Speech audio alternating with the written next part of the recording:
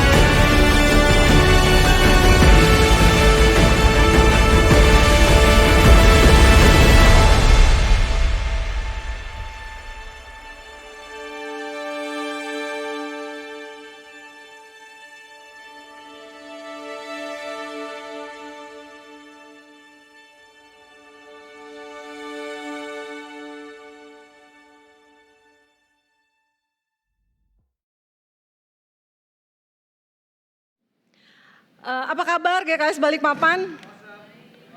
Selamat pagi. Ya,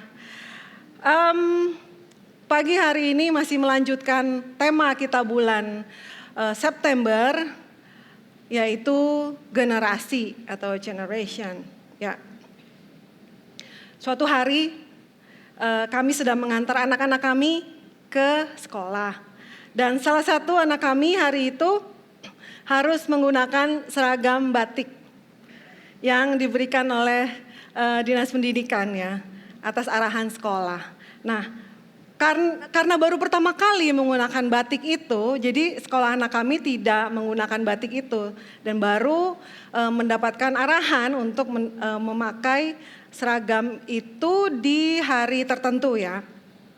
Ya karena baru pertama kali menggunakan seragam batik itu dan ternyata nggak semua punya, jadi hanya beberapa kelas yang memiliki. Ya karena baru pertama kali, dia turun dari mobil dia udah bilang, aduh malu mah, karena beda sendiri gitu. Pas dia datang pagi itu dia lihat sekitarnya belum ada yang pakai batik seperti itu. Dia malu dan untuk turun dari mobil tapi harus turun ya karena harus sekolah, dan saat turun dari mobil dia langsung sembunyi di belakang abangnya. Dia langsung sembunyi di belakang abangnya, lucu banget sih. Jadi abangnya itu juga agak-agak menggoda dia, jadi jalannya agak pelan-pelan gitu. Jadi dia sembunyi di belakang abangnya ya. Saya melihat itu ketawa, tapi kemudian ada sesuatu yang berbicara dalam hati saya. Rasanya memang benar ya, kalau kita merasa berbeda sendiri, rasanya nggak enak. Manusiawi ya, rasanya kok di tengah keseragaman tiba-tiba kita muncul dengan seragam baru.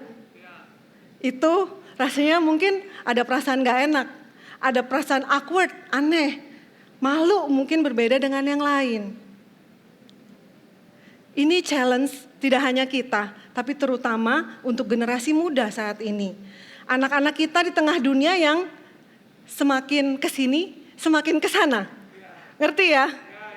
Semakin kita, wow, begini ya sekarang anak-anak muda.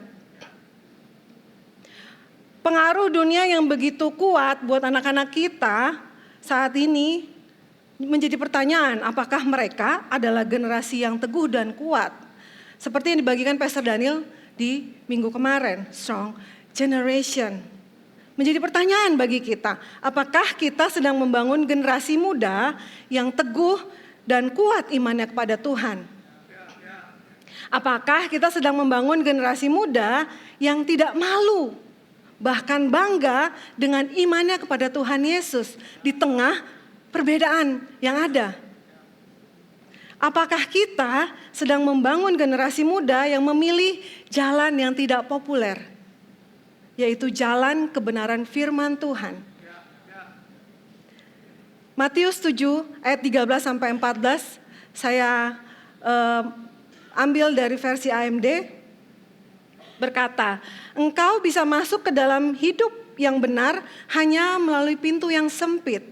Pintu menuju kebinasaan sangatlah lebar dan banyak orang pergi ke situ. Tetapi pintu menuju hidup yang benar sangatlah sempit dan jalannya susah, hanya sedikit orang yang menemukannya.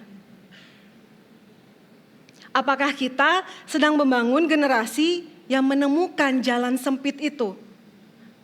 Apakah kita sedang membangun generasi yang mau masuk ke dalam jalan sempit itu? Jalan yang tidak populer, jalan yang gak enak, jalan yang gak rame. Apakah kita sedang membangun generasi yang menuju jalan hidup yang benar? Aduh Kak, mikirin generasi, mikirin hidup sendiri aja udah riweuh. Ya, fun fact, ministry generasi adalah salah satu ministry yang agak jarang dipilih. Ya, agak curhat sedikit nih. Karena mungkin ya, kita bingung, what can I do for the generation? Apa sih yang bisa aku lakukan? Aku gak bisa ngajar, aku gak bisa ngadepin anak-anak kecil. Mungkin kita mikirnya udah terlalu teknis ya. Padahal dengan membangun hidup kita saat ini, kita sedang membangun persiapan untuk generasi penerus. Hidup kita hari ini menentukan bagaimana hidup generasi yang akan datang. Ya, kita tahu Tuhan punya rencana besar buat kita dan melalui kita. Jadi tidak hanya berhenti di kita, tetapi through us, melalui kita. Apa yang Tuhan rancangkan bagi hidup saya tidak hanya berhenti pada saya. As we know that our God is God of big purpose. Karena kita tahu Tuhan kita adalah Tuhan yang punya rencana tujuan besar. Seperti rencana Tuhan atas Musa. Tidak dimulai saat Musa menerima callingnya. Namun telah dipersiapkan jauh-jauh sebelumnya oleh Allah Bapa. Kita tahu sejarah bagaimana Musa ada saat itu. Dia enggak dibunuh oleh bidan-bidan yang sudah diperintahkan oleh Raja Mesir untuk membunuh setiap bayi Israel yang lahir. Tapi Musa, karena Tuhan punya rencana atas hidupnya, dia dilindungi oleh orang-orang yang sudah ditentukan oleh Tuhan. God is God of big purpose. Kalau Musa saat itu mati dibunuh oleh bidan-bidan yang ditugaskan oleh Raja Mesir, bagaimana dengan big purpose bangsa Israel yang sudah Tuhan tetapkan untuk dibawa oleh Musa, dipimpin oleh Musa keluar dari tanah perbudakan? God is God of big purpose. Mungkin ya kita pikir destiny Tuhan dalam hidup kita terbatas hanya untuk pribadi kita aja. Namun sesungguhnya melalui kita, Tuhan punya tujuan buat generasi, dan generasi selanjutnya. Amin. I have a contribution to make. I have a contribution to make. Saya memiliki kontribusi. Sama-sama kita katakan, saya memiliki kontribusi. Ya, kita semua punya kontribusi pada generasi selanjutnya. Jadi sebenarnya saat kita memberikan diri kita pada Tuhan, kita diproses, kita dibangun, kita jalan di jalan-jalannya Tuhan, kita taat, kita setia. Kita sesungguhnya sedang mempersiapkan jalan bagi generasi selanjutnya untuk mendapatkan pengenalan akan Tuhan, untuk mengalami Yesus Kristus sebagai juru selamat. Kita sedang membangun jembatan pengenalan akan Tuhan Yesus bagi generasi penerus. Hidup Anda yang saat ini Anda bangun, sadar atau tidak, Anda sedang membangun jembatan untuk generasi selanjutnya. Amin. Kita sedang berlari memegang tongkat estafet, tongkat iman, untuk kemudian kita serahkan kepada generasi penerus. Kita sedang, kata sedang artinya ada sesuatu yang sedang dilakukan dengan sengaja, intentionally, dengan sengaja. Ya, saya percaya pagi ini Tuhan tidak hanya berbicara kepada Anda dan saya yang sudah menikah, yang sudah punya keturunan, namun juga bagi saudara-saudara yang masih muda, belum menikah, belum memiliki keturunan. Tuhan juga sedang berbicara kepada kita semua pagi hari ini. We all have a contribution to the generation. We all, gak ada yang terlewat. Seperti saya ya, pasti saudara semua ingin melihat anak-anak saudara, baik anak biologis maupun anak-anak rohani, adik-adik rohani, hidup di dalam Tuhan, mengenal Tuhan, ada di jalannya Tuhan di tengah dunia yang semakin jahat ini. Kita pasti ingin melihat anak-anak kita, generasi penerus kita adalah generasi yang punya fondasi yang kuat di dalam iman mereka, di dalam Tuhan, sehingga mereka memilih Tuhan daripada dunia yang terlihatnya menawarkan hal-hal yang lebih indah.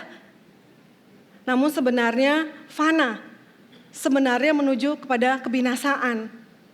Kita pasti rindu melahirkan generasi penerus yang pegang kuat nilai-nilai kebenaran firman Tuhan dan menghidupinya. Ada beberapa kejadian, saya suka coffee shop ya. Ada beberapa kejadian. Yang pertama, beberapa hari lalu saat saya dan suami saya mampir pagi-pagi untuk beli kopi, karena pagi-pagi nggak sempat bikin kopi di rumah, kami mampir di satu coffee shop. Pada saat sedang menunggu kopi kami, tiba-tiba ada satu anak SMA datang dengan seragam SMA. Saya pikir, oh dia mungkin cuma mampir aja di situ ya, mau beli kopi. Tapi ternyata saya perhatikan dia duduk di situ dan itu udah lewat, rasanya udah lewat jam sekolah. Dia duduk di situ, dia nongkrong di situ, dia nge-vape di situ. Anak cewek. Di situ saya punya anak. Jadi beda ya pada saat saya belum punya anak, saya melihat kejadian seperti itu dengan saya berpikir, aduh kalau anak saya seperti itu bagaimana? Terus saya juga berpikir bagaimana perasaan orang tuanya kalau tahu anaknya sedang bolos, sedang nge-vape di satu coffee shop. Ada satu lagi kejadian, itu Sabtu pagi, saya sama suami saya coffee shop lagi, kami lagi beli kopi, tiba-tiba kami melihat, suami saya yang pertama notice, ada satu pasangan muda. Kayaknya sih lagi pacaran ya kayaknya ya. Karena masih kecil banget, masih muda banget gitu. Saya pikir itu masih usia sekolah. Saya melihat mereka pagi-pagi, itu jam berapa ya? Jam 8 atau jam 9 gitu, masih pagi. Udah mojok gitu. Udah mojok, udah pegang-pegangan tangan. Aduh makanya pada kami lihat itu tuh langsung deg gitu. Kami sebagai orang tua merasa kalau anak kami seperti itu bagaimana ya perasaan kami. Di situ kami semakin disadarkan bahwa tugas kami ini berat. Tugas kita sebagai orang tua, sebagai generasi sekarang, bagaimana kita membangun generasi yang akan datang yang punya nilai-nilai yang kuat, yang punya nilai-nilai kebenaran firman Tuhan, yang jalannya ada di dalam jalan Tuhan. Amin. Ya, generasi yang tidak kenal Tuhan dan tidak pernah tahu akan kabar kehebatan pekerjaan Tuhan, tidak diteruskan dari orang tua atau generasi sebelumnya, akibatnya apa? Contohnya kita baca di Hakim-Hakim 2 ayat 6-7. Yang pertama Hakim-Hakim 2 ayat 6-7 saya bacakan. Setelah Yosua melepas bangsa itu pergi, maka pergilah orang Israel itu, masing-masing ke milik pusakanya untuk memiliki negeri itu. Dan bangsa itu beribadah kepada Tuhan sepanjang zaman Yosua dan sepanjang zaman para tua-tua yang hidup lebih lama daripada Yosua.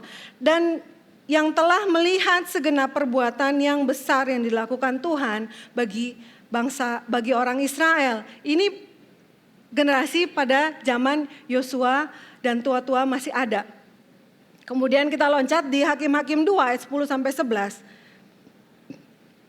Berkata, setelah seluruh angkatan itu dikumpulkan kepada nenek moyangnya, bangkitlah sesudah mereka itu angkatan yang lain, yang tidak mengenal Tuhan ataupun perbuatan yang dilakukannya bagi orang Israel.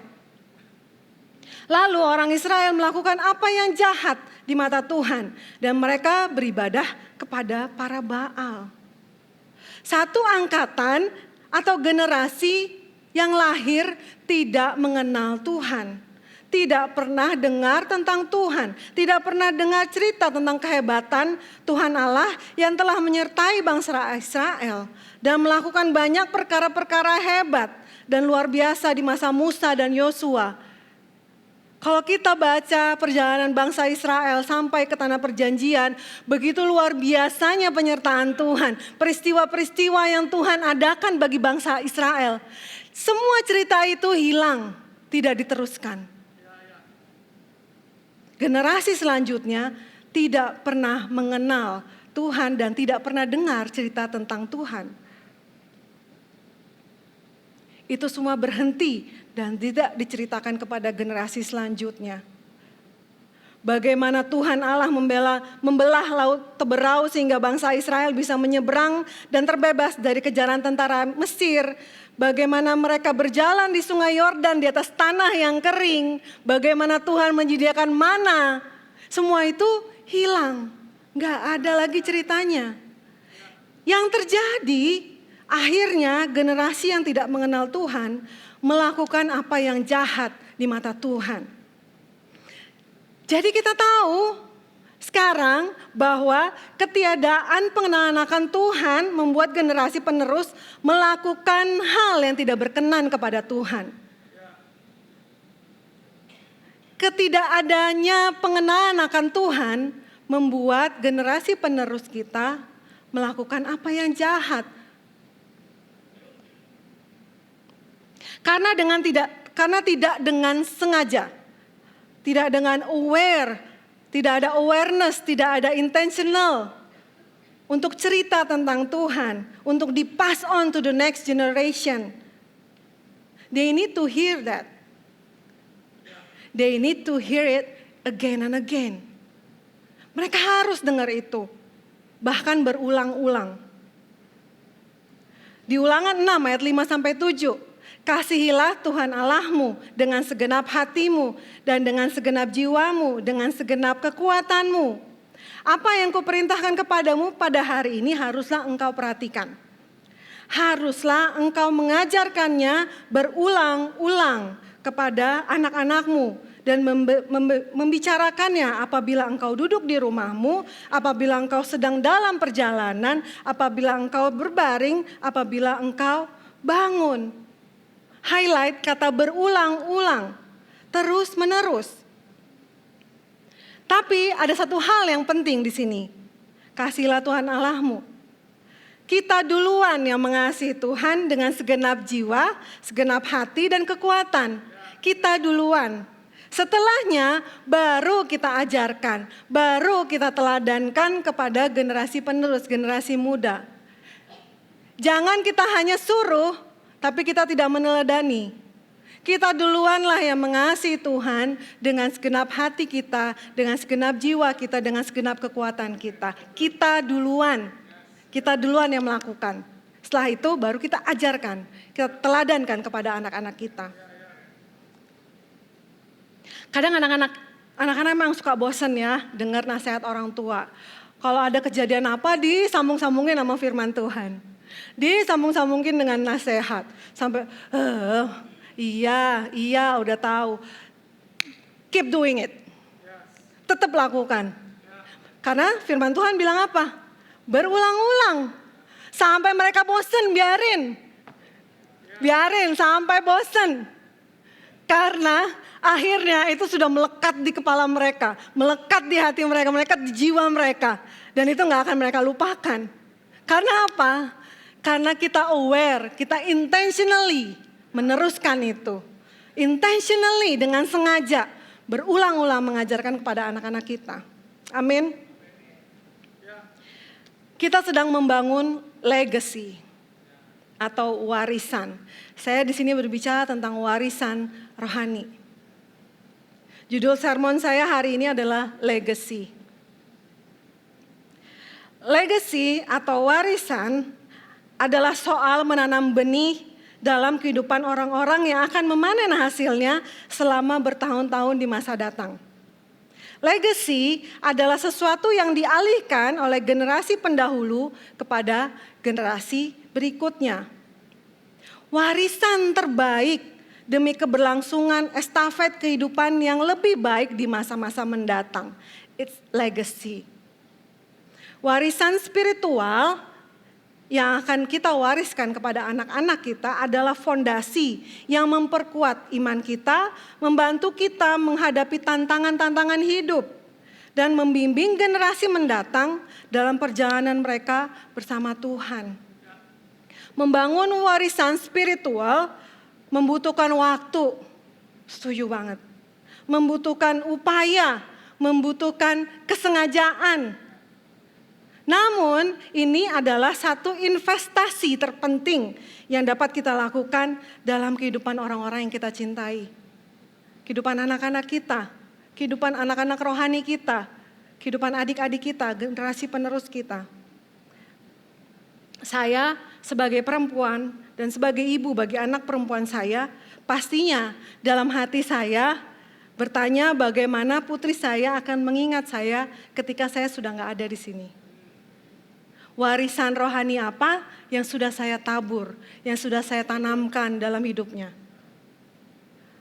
Harapan saya adalah memberikan simpanan dalam kehidupan rohaninya yang gak bisa diganggu oleh siapapun. Yang gak bisa dikuras, yang gak bisa ditarik lagi, yang tidak bisa dicabut. Bagaimana saya membangun diri sebagai seorang wanita, sebagai seorang istri, sebagai seorang mama bagi anak perempuan saya yang saat ini seperti spons yang besar menyerap segala sesuatu yang dia lihat dari saya. Pasti dia akan mencontoh apa yang sedang saya bangun. Saya ada teladan bagi Josie. Begitu juga dengan suami saya terhadap anak kami laki-laki. Bagaimana suami saya berfungsi sebagai seorang laki-laki, sebagai seorang suami, dan sebagai seorang papa. Karena itu, jangan lewatkan marriage getaway. Yes. Ya, buat pasangan suami istri, aduh jangan banget deh ngelewatin ini. Ini rumah, anak dalam rumah jangan sampai kelewatan untuk ikut marriage getaway. Aduh nyesel banget pokoknya. Kita tiap tahun, kita ini menaruh pernikahan sangat tinggi. Kita sangat menghargai pernikahan, memvalue sangat tinggi. Jadi daftar, jangan sampai terlewat untuk ikutin event yang diadakan oleh rumah sendiri. Jangan kelewat ya. Karena di situ kita belajar tentang pernikahan, dibangun. Karena pasti banyak hal yang belum kita tahu. Banyak hal yang akan kita dapat untuk membangun pernikahan yang berkenan di hadapan Tuhan. Karena apa? Pernikahan adalah salah satu warisan terbaik yang bisa kita kasih ke anak-anak kita. Amin. Amin. Sebagai orang tua, kita punya tanggung jawab untuk mewariskan keimanan kita.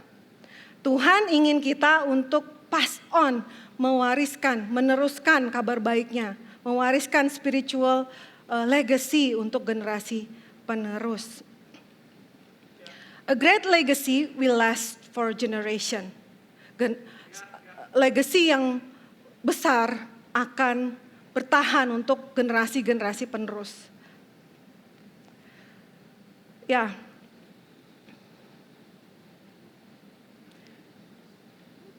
Saya mau bagikan ada 2 basic atau 2 pondasi dalam kehidupan kita sebagai seorang Kristen. Saya hanya mengingatkan ini, pasti semua udah tahu. Tapi saya ingin mengingatkan kembali. Foundation of Christianity to build legacy untuk iman bagi generasi penerus kita. Yang pertama adalah firman Tuhan, yang kedua adalah doa. That's the basic. Pasti udah semua tahu ya. Yang pertama firman Tuhan, yang kedua doa. Yang pertama firman Tuhan. Mazmur 119 ayat 105 berkata, firman-Mu itu pelita bagi kakiku dan terang bagi jalanku. Firman Tuhan menerangi apa yang dekat dan memberikan cahaya kepada masa depan kita. Firman Tuhan adalah pondasi iman kita sebagai seorang Kristen, seorang pengikut Yesus. Firman Tuhan adalah pondasi yang paling mendasar. Matius 7 ayat 24 sampai 27. Saya bacakan. Setiap orang yang mendengar perkataanku ini dan melakukannya, ia sama dengan orang yang bijaksana yang mendirikan rumahnya di atas batu. Kemudian turunlah hujan dan datanglah banjir. Lalu angin melanda rumah itu, tetapi rumah itu tidak roboh sebab didirikan di atas batu. Tetapi setiap orang yang mendengar perkataanku ini dan tidak melakukannya, ia sama dengan orang yang bodoh yang mendirikan rumahnya di atas pasir. Kemudian turunlah hujan, datanglah banjir, lalu angin melanda rumah itu hingga robohlah rumah itu dan hebatlah kerusakannya. Firman Tuhan adalah fondasi kita dalam membangun hidup yang kuat di dalam Tuhan.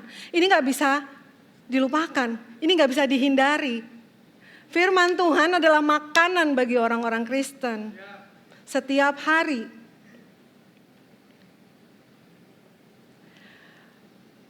Saya mau mengulang kata-katanya Pope Francis yang baru saja berkunjung ke Indonesia ya. Dia berkata seperti ini, our life of faith begin when we humbly welcome Jesus into the boat of our lives. Make room for Him, listen to His word, and let ourselves be questioned, challenged, and changed by it. Terjemahannya saya bacakan. Kehidupan iman kita dimulai ketika kita dengan rendah hati menyambut Yesus ke dalam perahu kehidupan kita. Memberikan ruangan baginya. Mendengarkan firman-Nya. Dan membiarkan diri kita dipertanyakan oleh firman-Nya. Ditantang oleh firman-Nya. Dan diubah oleh firman-Nya. Luar biasa. Luar biasa kuasa dari firman Tuhan yang mampu mengubahkan kehidupan kita. Bagaimana hidup kita dituntun, bagaimana hidup kita diproses, bagaimana kita diubahkan dan bertumbuh dalam Tuhan adalah dengan firman Tuhan. Dengan Alkitab dibaca.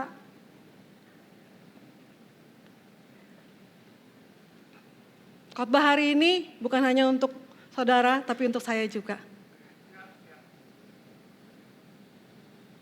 Ibrani 4 ayat 12. Mungkin gak ada di sini, saya bacakan ya. Tentang firman Tuhan.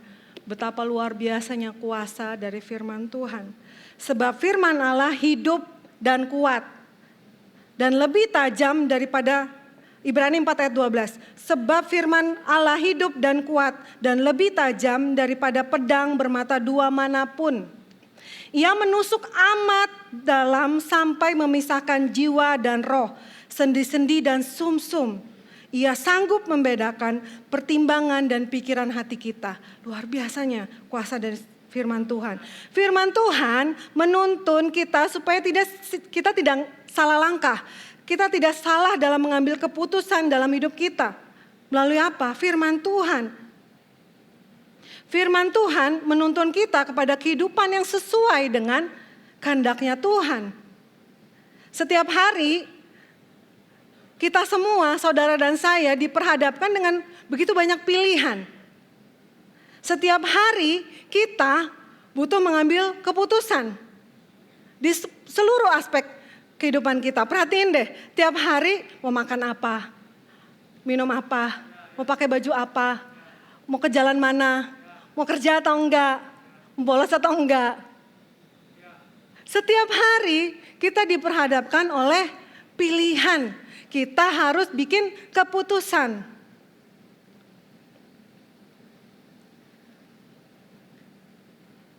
Firman Tuhan kita butuhkan agar hidup kita terus ada dalam jalannya, di dalam koridornya, dan dalam kehendaknya. Firman Tuhan pelita bagi kakiku dan terang bagi jalanku. Firman Tuhan adalah kompas bagi hidupku. Kompas bagi hidup saudara dan saya. Firman Tuhan, Alkitab adalah pondasi kehidupan yang harus, tidak bisa tidak, harus kita wariskan kepada generasi penerus kita. Supaya kehidupan yang sesuai dengan kehendak Tuhan, kehidupan yang ada di dalam jalan yang benar, tidak hanya berhenti kepada saudara dan saya, tetapi berlanjut ke generasi-generasi selanjutnya. Firman Tuhan menjadi pelita bagi kaki mereka dan terang juga bagi jalannya generasi penerus. Amin. Mazmur 119 ayat 9. Dengan apakah seorang muda mempertahankan kelakuannya bersih? Dengan menjaganya sesuai dengan firman. Dengan menjaganya sesuai dengan firman-Mu. Udah disebutin di Alkitab.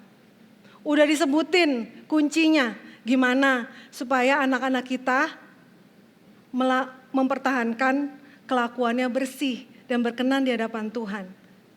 Dengan menjaganya sesuai dengan firman-Mu, firman Tuhan. Jadi jangan gantikan Alkitab dengan Instagram atau TikTok.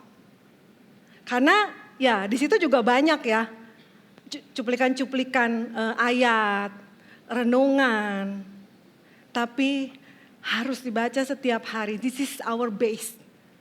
This is our base. Ini adalah dasar kita, fondasi kita. Amin. Yang kedua, doa. Ya, yang kedua doa. Saya tidak bicara tentang doa satu arah yang hanya minta dan meminta. Namun saya bicara tentang hubungan dengan Tuhan. Get connected with God. Spending time with God. Saya bicara tentang hubungan kita dengan Tuhan. Pengenalan akan Tuhan kita dapat pada firman Tuhan dan doa. Praying is spending time with God. Berdoa adalah waktu kita. Kita menghabiskan waktu kita bersama Tuhan. When we pray, when we spending time with God, we got to know God's ways. Pada saat kita berdoa, pada saat kita menghabiskan waktu bersama Tuhan, kita kenal jalannya. Kita tahu jalannya Tuhan. Kita tidak bisa mengenal seseorang secara lebih mendalam kalau kita jarang bertemu. Jarang ngobrol dengan orang tersebut. Kita nggak bisa mengerti bagaimana karakter, kebiasaan, kesukaan, apa yang dia nggak suka, apa yang dia suka dari seseorang. Kalau kita nggak punya hubungan yang erat, kalau kita nggak punya hubungan yang baik, kita nggak bisa kenal dengan orang tersebut. Kita butuh dekat, butuh punya hubungan yang erat, butuh sering ketemu, butuh sering ngobrol dengan seseorang tersebut kalau mau kenal dengan baik. Contohnya, Saya tahu dan kenal baik dengan suami saya. Bagaimana karakter dia, bagaimana kebiasaan dia, apa yang dia suka, apa yang dia nggak suka, makanan favorit dia apa yang biasanya dia pilih, kopi yang bagaimana yang dia suka, makanan yang dia nggak suka yang seperti apa. Saya tahu. Karena apa? Saya bersama dia 24/7, literally. Benar-benar. Kami suami istri bekerja di kantor yang sama, pergi kerja, pulang kerja sama-sama sampai malam. Saya kenal banget, 24/7.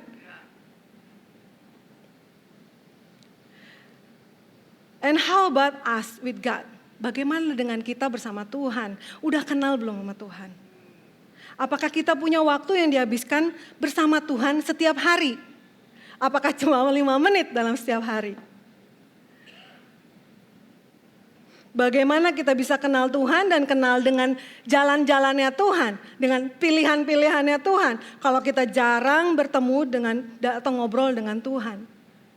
Bagaimana kita mau bertanya, Tuhan tunjukkan pasangan hidupku, kalau kita nggak pernah berdoa, kita nggak pernah spending time with God, kita nggak tahu pilihan Tuhan buat kita yang mana.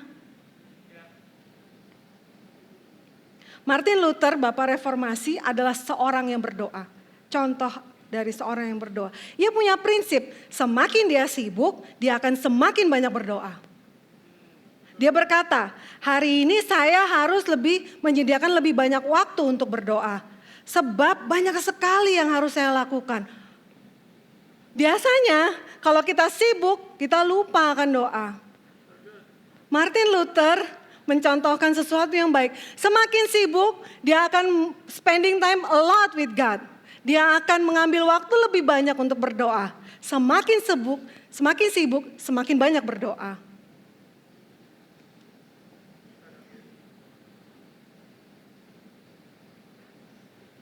Martin Luther juga berkata bahwa doa adalah nafas hidup orang Kristen. Percaya nggak? Dia berkata, to be a Christian without prayer is no more possible than to be alive without breathing. Menjadi seorang Kristen tanpa berdoa sama kayak hidup tapi nggak bernafas. Doa adalah nafas hidupnya kita.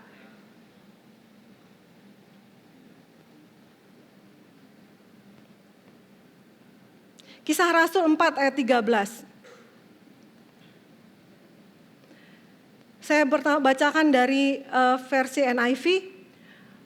When they saw the courage of Peter and John and realized that they were unschooled, ordinary men, they were astonished and they took note that this man had been with Jesus. Ketika sidang itu melihat keberanian Petrus dan Yohanes dan mengetahui bahwa keduanya orang yang biasa yang tidak terpelajar, heranlah mereka. Dan mereka mengenal keduanya sebagai pengikut Yesus. Petrus dan Yohanes di hadapan Mahkamah Agung. Mereka bukan orang yang berpendidikan. Mereka bukan orang yang luar biasa punya pendidikan tinggi, tidak. Tapi satu hal yang luar biasa, mereka pengikut Yesus. Mereka pengikut Yesus. Terlihat perbedaannya pada saat kita adalah seorang pengikut Yesus. Walaupun tidak punya pendidikan yang tinggi, tidak punya hal yang luar biasa, tapi pada saat kita mengikuti Yesus, kita kenal jalannya, kita terbiasa ngobrol sama Tuhan. Orang akan melihat perbedaannya. Orang akan heran dengan apa yang sedang kita lakukan dan sedang kita bicarakan. Berdoa adalah conversation, percakapan kita dengan Bapa kita. Hak istimewa yang diberikan kepada kita untuk bicara di hadapannya. Bicara loh di hadapan Raja segala Raja, Allah yang kuasa, Allah yang besar. Berdoa adalah kebutuhan dasar kita sebagai seorang Kristen, pengikut Kristus. Kita butuh terhubung dengan Bapa kita. Kita gak bisa kalau kita gak terhubung sama Bapa kita. Dan doa adalah warisan rohani yang harus, tidak bisa tidak, harus kita teruskan kepada generasi penerus. Agar generasi-generasi selanjutnya adalah generasi-generasi yang berdoa. Generasi-generasi yang mengenal Tuhan Yesus dan mengenal jalannya Tuhan Yesus. Expose anak-anak kita dengan doa. Berikan contoh pertama. Ingat, harus kita duluan yang lakukan. Baru kita teladani, baru kita ajarkan. Expose anak-anak kita dengan doa dan pengalaman akan doa. Pengalaman akan Tuhan melalui doa. Ada cerita yang fresh banget ini di Campfire kemarin. Ya, kita baru saja menyelesaikan Campfire 2024 dan tepuk tangan dong buat Starji, buat kakak-kakak mentor yang luar biasa. Ada yang gak tidur loh, ngeronda, jagain adik-adiknya. Ya, ada satu kejadian di Campfire. Kita baru datang, kemudian ada free time, kemudian ada waktu dinner. Pada saat selesai dinner, tiba-tiba ada satu kehebohan. Ya, HP-nya Anali ada di sini? Oh, ada. Ya, salah satu peserta Campfire. Handphonenya Anali tiba-tiba hilang, gak berjejak. Kita cari di mana-mana. Banyak kejadian lucu pada saat kita cari-cari itu ya. Semuanya membantu mencari handphonenya Anali. Ada yang sampai gali-gali pasir, mana itu Karobet. Dia sampai gali-gali pasir, dia bilang, oh kayaknya ada di dalam pasir. Soalnya dia habis main pasir tadi tuh. Galilah mereka. Ada yang cari di bawah kolong tenda sampai masuk-masuk ke dalam kolong. Cari-cari, ada yang sambil cari di tempat sampah. Jadi ngumpul-ngumpul sampah, bekas-bekas makanan. Ada yang nyari sambil telepon, sambil ngeraba-raba tas, siapa tahu getar. Padahal HP-nya Anali gak getar. Jadi gak mungkin juga kita raba-raba begitu ya. Pada saat lagi cari, saya berdoa dalam hati. Saya bilang ke Tuhan, Tuhan ini acaramu Tuhan. Masa harus ada kejadian seperti ini sih? Ini tuh bakal jadi pengalaman yang tidak menyenangkan. Saya dalam hati berkata, aku gak percaya bahwa ini akan menjadi pengalaman yang buruk buat Anali. Tolong Tuhan, beri kami hikmat. Pada saat saya keluar dari tenda, ternyata Pastor Daniel sudah menyuruh Anali untuk berdoa. Kemudian Anali berdoa. Dia mengambil waktu di bangku pojok dan dia berdoa di situ. Saat Anali mengambil waktu dan berdoa, duduk di bangku itu, that was a beautiful and powerful sight. That was a beautiful and powerful sight. Itu adalah pemandangan yang indah, luar biasa, dan powerful. Itu dalam hati saya udah, Tuhan sedang mengerjakan sesuatu nih. Kemudian saat Anali, dan setelah itu you know what? Sesaat setelah Anali selesai berdoa, hikmat Tuhan mulai bekerja. Amel, kakak mentornya, inisiatif telepon driver shuttle bus yang mengantar anak-anak ke lokasi Campfire. Amel bilang, kayaknya ketinggalan di bus deh. Kayaknya dia gak ada pegang HP deh selama dia ada di sini. Dan saya tahu persis Anali duduk di mana karena saya membantu mereka saat naik bus. Saya kasih tahu Amel, Anali duduk di kursi paling belakang di pojok kiri. Sambil saya telepon terus HP Anali, Amel juga teleponin si driver bus. Pak udah di mana? Lagi turun lift. Pak lagi di mana? Lagi jalan menuju parkiran. Gitu. Saya teleponin terus. Dan saat tanda calling di handphone saya berubah menjadi detik dan terdengar suara, halo Bu, HP-nya ada di bus. Itu suasananya tadinya jadi lagi sedih. Lagi sedih berubah menjadi sorak-sorai. Literally semua kami bersorak. Sampai ada yang menitikkan air mata, saya. Sebuah pengalaman rohani. Pengalaman akan Tuhan yang pasti gak akan dilupakan, khususnya buat Anali. Dia terekspos dengan kuasa doa. Amin. Ya. Kemarin saya tanya sama Anali, gimana perasaanmu? Dia bilang, saya bersyukur, saya berterima kasih sama Pastor Daniel yang udah ingetin saya untuk berdoa. Orang tuanya sering mengingatkan dia untuk berdoa. Dan puji Tuhan untuk itu. Saya tanya, Anali, doanya Anali gimana sih kemarin? Dan saya kaget dengan isi doa dia. Anali bahkan berdoa tidak minta Tuhan temukan handphone dia.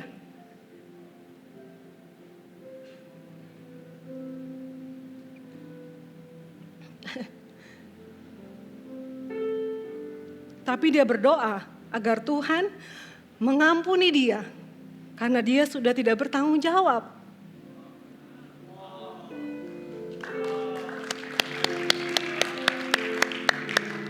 Anali belajar bahwa Tuhan menjawab doa bahkan lebih dari yang dia minta, the unspoken words. Di dalam hatinya Anali pasti pengen kan handphonenya ketemu. Namun dia memilih untuk minta maaf sama Tuhan. Dia memilih untuk minta maaf daripada dia meminta handphonenya kembali. Tuhan baik.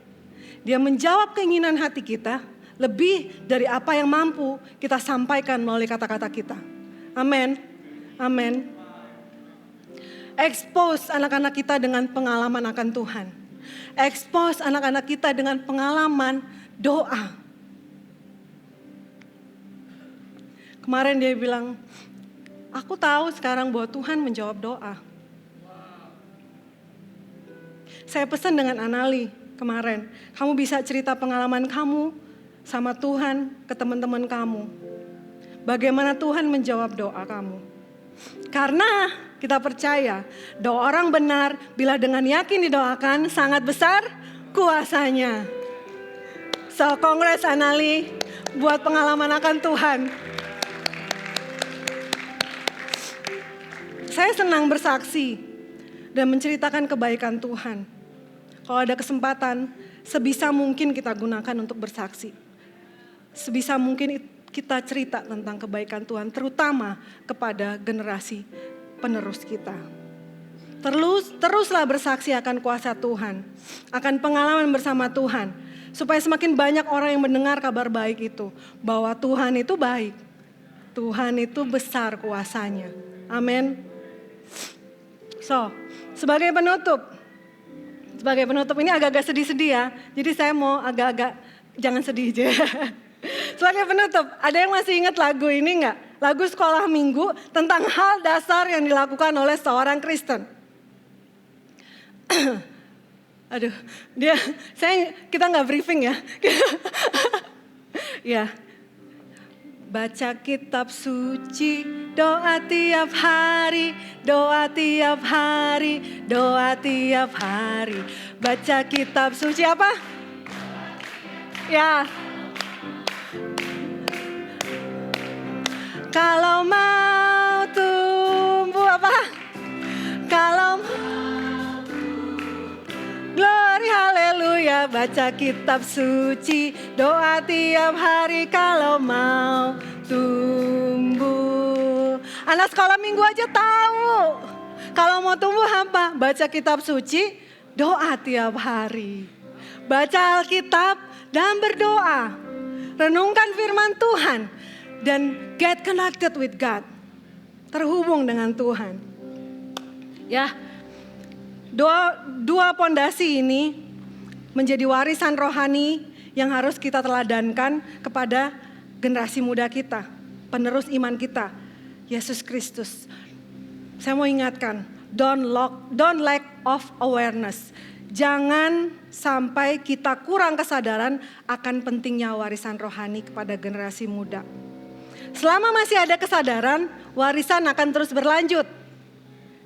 Selama kita sadar, warisan itu akan berlanjut. Kalau kita nggak sadar, warisan itu akan berhenti kepada kita.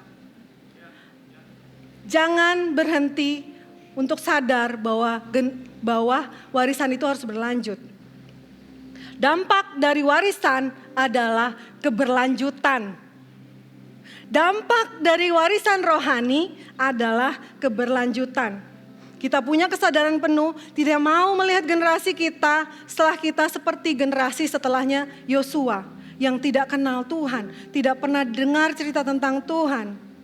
Dengan kesadaran penuh, dengan intentionally, dengan sengaja kita bangun pondasi hidup kita dulu. Kemudian membangun warisan rohani buat generasi penerus. So, bangunlah legacy dalam hidup untuk generasi penerus. Bertumbuhlah dalam Tuhan, melalui firman Tuhan. Jadilah pelaku firman Tuhan. Berjalanlah jalan-jalannya Tuhan. Hiduplah taat dan setia. Dan hidup kita terus diubahkan oleh Tuhan. Amin. Melalui hal dasar bagi kita sebagai seorang Kristen, yaitu firman Tuhan dan doa. Amin.